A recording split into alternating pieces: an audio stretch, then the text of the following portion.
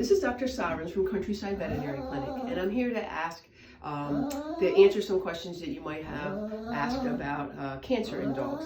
I have two helpers today. This is Tux. Tux is 15 years old. He doesn't have cancer, but we just thought he would be a good example of an older pet. And Minnie here is helping me by asking questions that we routinely get asked here at Countryside Veterinary Clinic. Okay, Dr. Soverns, is cancer in dogs common?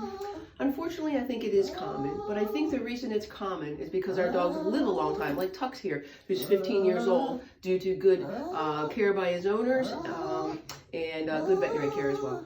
Okay, what are the common types of cancer in dogs? I think the most common type of cancer we'll see in dogs is actually skin cancer, little bumps and lumps that we might see on our pets. Once in a while, it's a malignant cancer like mast cell tumors, but most of the bumps and lumps are not tumors. The second most common one I think we see is probably splenic tumors. Splenic tumors are in large dogs generally, but it could be in any age dogs. We also see lymphoma. Lymphoma is a cancer of our lymph nodes, the dog lymph nodes. We see osteosarcoma, which are bone cancer, usually in large dogs like Dobermans and Great Danes, but again, it could be in a smaller breed dog. Once in a while, we'll see cancer in the urinary bladder, and we might see cancer in the bloodstream, but those are pretty rare. And in unspayed males and female dogs, we might see testicular cancer and also ovarian cancer, which is the biggest reason why we spay and neuter our pets.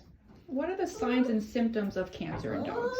I think it depends on which cancer you're seeing. So if it's skin cancer, then obviously you're going to see little lumps and bumps, or you might notice your dog licking or scratching an area. If it's cancer that's the spleen, you might not have any symptoms other than the dog just doesn't seem itself. It might not be eating very well, might be lethargic, and a veterinarian might palpate that spleen and notice that it's larger.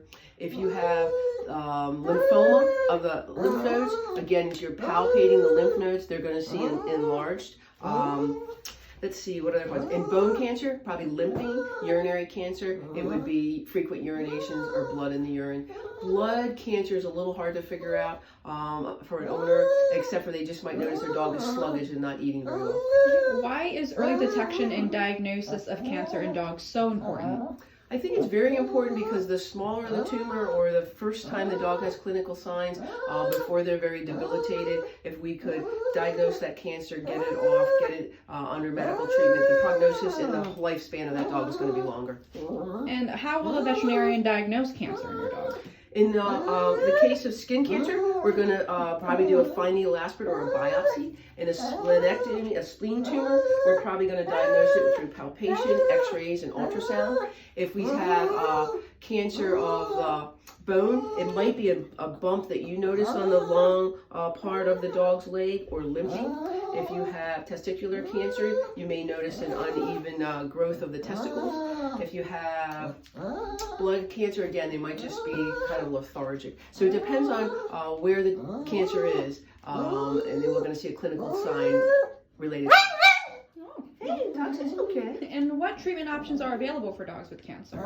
You have routine chemotherapy, which is using chemicals like prednisone and some of the same ones that we use in people. And they are either given oral or injectable. And then there's also radiation therapy. And of course, surgery. We mentioned surgery a couple times, like for skin cancer and splenectomies. And what are some possible side effects caused by cancer treatments? Well, I think with chemotherapy, we could get some lethargy, vomiting, diarrhea. I think with surgery, you're going to have a healing time, and those dreaded Elizabethan collars they're going to have to wear. Radiation therapy, there might be some rash or something there. But all in all, they do really well. So I think the take-home message is if you have diagnosed your dog or with cancer or you suspect, have your veterinarian check them out. I know it's a very stressful time, and having teamwork between your family and the veterinary hospital, and the dogs usually do very well. Let us know. All right, thank you so much.